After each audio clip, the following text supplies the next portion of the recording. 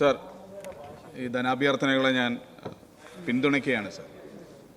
Sir, എനിക്ക് മുമ്പ് സംസാരിച്ച ശ്രീ രാഹുൽ മാങ്കൂട്ടത്തിൽ അദ്ദേഹം വളരെ കാര്യമായിട്ട് പട്ടികജാതി സ്നേഹത്തിനെക്കുറിച്ച് പറഞ്ഞു. പ്രിയപ്പെട്ട രാഹുൽ, അത് പഠിപ്പിക്കേണ്ടത് ബഹുമാനപ്പെട്ട പ്രതിപക്ഷ നേതാവിൻ്റെ അടുത്തൊന്ന് പറയണത് നല്ലതായിരിക്കും. കാരണം ഇത് പറയാൻ കാരണം നമ്മുടെ സഭയിലെ ഏറ്റവും സീനിയർ അംഗമായിട്ടുള്ള അങ്ങയുടെ സഹപ്രവർത്തകൻ ശ്രീ അനിൽകുമാർ ഈ സഭയിലുള്ള ആളാണ്. നിങ്ങൾ കഴിഞ്ഞ 3.5 വർഷത്തെ അടിയന്തര പ്രമേയത്തിൻ്റെ ലിസ്റ്റ് എടുത്തു നോക്കണം. എത്ര പ്രാവശ്യം അദ്ദേഹത്തിന് അവസരം കൊടുത്തിട്ടുണ്ട് എന്നൊന്ന് പരിശോധിക്കണം. കാരണം അദ്ദേഹത്തിനെക്കാട്ടും വളരെ ജൂനിയറായിട്ടുള്ള മാത്യു കുഴൽനാടനും രാഹുൽ മാങ്കൂട്ടത്തിനും മറ്റേ റോജി എം ജോണിനും എത്ര അവസരങ്ങൾ കൊടുത്തിട്ടുണ്ടെന്ന് ഒന്ന് പരിശോധിച്ചിട്ട് ഈ പട്ടികജാതി സ്നേഹം പറഞ്ഞു കഴിഞ്ഞാൽ വളരെ നല്ല. മാത്യു വിഷമിക്കല്ലേ, ഞാൻ പറയട്ടെ. മാത്യു എന്തിനു വിഷമിക്കണേ? മാത്യുവിനൊക്കെ കിട്ടുന്ന പരിഗണന ഞങ്ങളുടെ പ്രിയപ്പെട്ട അനിൽകുമാറിനൊന്ന് കിട്ടിയിരുന്നെങ്കിൽ എന്ന് ഞാനൊന്ന് ആഗ്രഹിക്കുകയാണ്. സർ, ബഹുമാനപ്പെട്ട അംഗം ശ്രീനിജൻ ബഹുമാനപ്പെട്ട അംഗം ശ്രീനിജൻ പറയുന്നത് സഭയ്ക്ക് തെറ്റിദ്ധാരണ ഉണ്ടാക്കുന്ന ഒരു കാര്യമാണ്. സർ, ഈ കോൺഗ്രസ് പാർട്ടിയുടെ പാർലമെന്ററി പാർട്ടി സെക്രട്ടറിയാണ് സർ. ഇവിടെ ഇത്തരം കാര്യങ്ങളിൽ പ്രധാനപ്പെട്ട ഒരു പങ്ക് വഹിക്കുന്ന അവതരിപ്പിക്കണം എന്താ അവതരിപ്പിക്കണം തീരുമാനിക്കുന്ന ബോഡിയിലൊരു അംഗമാണ് സർ. അതുകൊണ്ട് അദ്ദേഹം പറയുന്നൊരു കാര്യം ഇവിടെ ആരെങ്കിലും അവതരിപ്പിക്കുന്നുണ്ടെങ്കിൽ അത് കോൺഗ്രസ് പാർലമെന്ററി പാർട്ടി സെക്രട്ടറി എന്നുള്ള നിലയ്ക്ക് ഞാൻ കൂടി അറിഞ്ഞിട്ടാണ് ഇത് അവതരിപ്പിക്കുന്നത്. മറിച്ചുള്ള പ്രചരണം, തെറ്റായ പ്രചരണം ഞാൻ പറഞ്ഞത് അദ്ദേഹത്തിന് കൊണ്ടു എന്നുള്ളതാണ് ഞാൻ മനസ്സിലാക്കുന്നത്. ഏതായാലും കഴിഞ്ഞ KPCCയുടെ യോഗത്തിൽ അദ്ദേഹത്തിന്റെ ഭാഗത്തുനിന്നുണ്ടായ വിമർശനം, പ്രതിപക്ഷ നേതാവിനെതിരായിട്ട് ഉയർന്ന വിമർശനം എന്ന് ഏഷ്യാനെറ്റ് അടക്കമുള്ള മാധ്യമങ്ങളിൽ വന്നതാണ്. ഏതായാലും ഞാൻ ആ വിഷയത്തിലേക്ക് കിടക്കുന്നില്ല. ഈ കഴിഞ്ഞ ദിവസം നമ്മുടെ ഇന്ന് ധനാഭ്യർത്ഥന ചർച്ചകളിൽ ഏറ്റവും നമ്മൾ ചർച്ച ചെയ്യുന്നത് കേരളത്തിലെ ടൂറിസവും കേരളത്തിലെ PWD പൊതുമരാമത്ത് വകുപ്പിനെ കുറിച്ചുള്ള ചർച്ചകളാണ് നടക്കുന്നത്. ഞാനിപ്പോൾ ഈ കഴിഞ്ഞ ദിവസങ്ങളിലൊക്കെ നമുക്ക് എൽദോസിൻ്റെ ഗ്രാമയാത്രകൾ വലിയ പ്രചരണമാണ് പെരുമ്പാവൂർ നടക്കുന്നത്. ഇപ്പോൾ ഏതാണ്ട് 34 ദിവസം കഴിഞ്ഞു എന്നാണ് ഞാൻ മനസ്സിലാക്കുന്നത്. അദ്ദേഹത്തിൻ്റെ ആരോഗ്യത്തിന് ഒരു കുഴപ്പമില്ല. കാരണം കേരളത്തിലെ റോഡുകളിലൂടെ വളരെ അഭിമാനത്തോടു കൂടി യാത്ര ചെയ്യാൻ കഴിയുന്ന തരത്തിലേക്ക് ഇന്ന് കേരളത്തിലെ റോഡുകൾ മാറിയിട്ടുണ്ടെങ്കിൽ അത് ഇടതുപക്ഷ സർക്കാരിൻ്റെ പ്രത്യേകതയാണെന്ന് ഈ അവസരത്തിൽ പറയാൻ ഞാൻ ആഗ്രഹിക്കുകയാണ്. അപ്പോൾ എൽദോസ് ഇനി 100 ദിവസം യാത്ര ചെയ്താലും കേരളത്തിലൂടെ യാത്ര ചെയ്ത് കഴിഞ്ഞാൽ ഒരു കുഴപ്പം പറ്റില്ല. അതുകൊണ്ട് ധൈര്യമായിട്ട് യാത്ര ചെയ്യാം.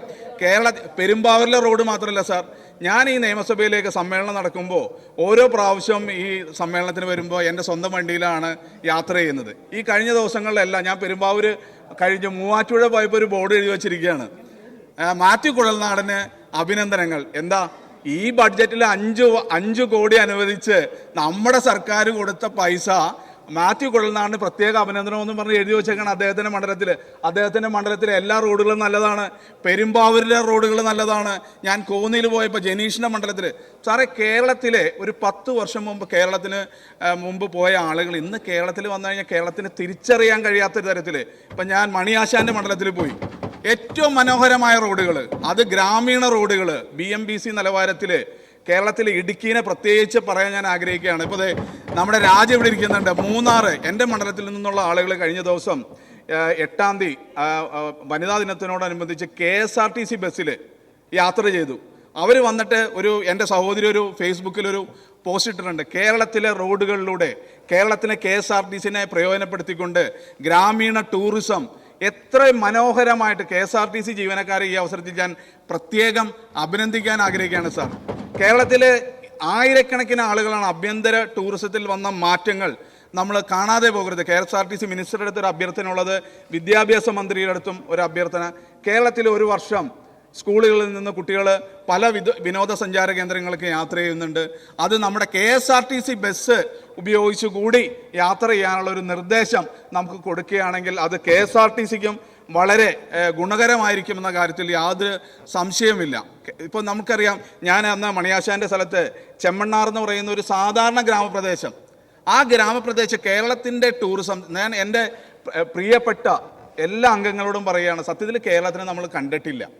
കേരളത്തിൻ്റെ ഓരോ ഗ്രാമപ്രദേശങ്ങളും നമ്മൾ യാത്ര ചെയ്ത് കേരളത്തിൻ്റെ ഭംഗി ആസ്വദിച്ചു കഴിഞ്ഞാൽ പിന്നെ വിദേശത്തൊന്നും പോകേണ്ട സാറേ. ഞാനിത് പറയാൻ കാരണം, ഞാൻ പോപ്പിനെ കാണാൻ വേണ്ടി ഇറ്റലിയിൽ ചെന്നു. അവിടെ ഗ്രാമങ്ങളിലൂടെ യാത്ര ചെയ്തു.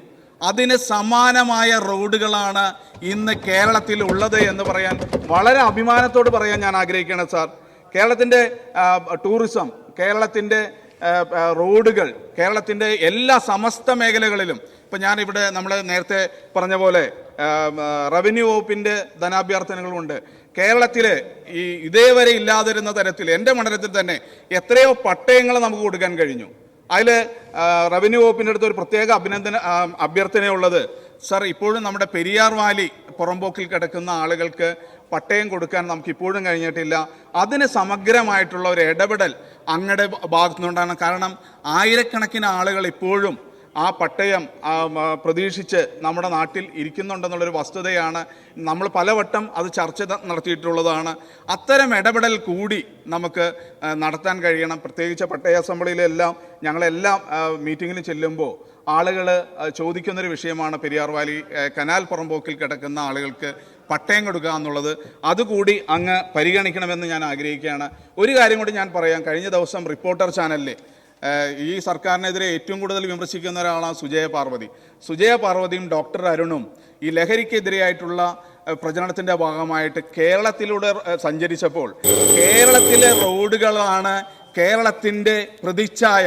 അതിന് ബഹുമാനപ്പെട്ട PWD മിനിസ്റ്റർ അവർ പറയുന്നുണ്ട് 2026 മൂന്നാം പിണറായി സർക്കാർ അധികാരത്തിൽ വരുന്നുണ്ടെങ്കിൽ അതിന് ഒരു കാരണം കേരളത്തിലെ റോഡുകളും മികച്ച ഭരണമായിരിക്കുമെന്ന് അതിൽ അസന്നിഗ്ധമായിട്ട് ഡോക്ടർ അരുണും സുജ പാർവതിയും പറഞ്ഞിട്ടുണ്ടെങ്കിൽ അതിൻ്റെ അർത്ഥം കേരളത്തിലെ വിമർശിക്കുന്ന ഈ ഇടതുപക്ഷ സർക്കാരിനെ വിമർശിക്കുന്ന ആളുകൾ പോലും കേരളത്തിലെ ഭരണത്തിനെക്കുറിച്ച് ഒന്നും പറയാൻ കഴിയില്ല എന്നുള്ളതിന് തെളിവാണ് ശ്രീ രാഹുൽ മാങ്കൂട്ടം ഈ ധനാഭ്യർത്ഥനകളെ കുറിച്ചുള്ള ചർച്ചയിൽ വികസനത്തിനെ കുറിച്ച് ഒരു എതിരഭിപ്രായം അവർക്ക് പറയാനുള്ള സാർ. കോടിക്കണക്കിന് രൂപയാണ് കേരളത്തിൽ ഇന്ന് ചെലവഴിച്ചുകൊണ്ട് കേരളത്തിലെ ഒരു മികച്ച ഭരണം നടത്തി ഞങ്ങൾ മൂന്നാം സർക്കാരിലേക്ക് പോകുമെന്നുള്ള കാര്യത്തിൽ യാതൊരു സംശയമില്ല എന്ന് തെളിയിച്ചുകൊണ്ട് ഈ ധനാഭ്യർത്ഥനകളെ ഞാൻ പിന്തുണയ്ക്കും സാർ. നന്ദി.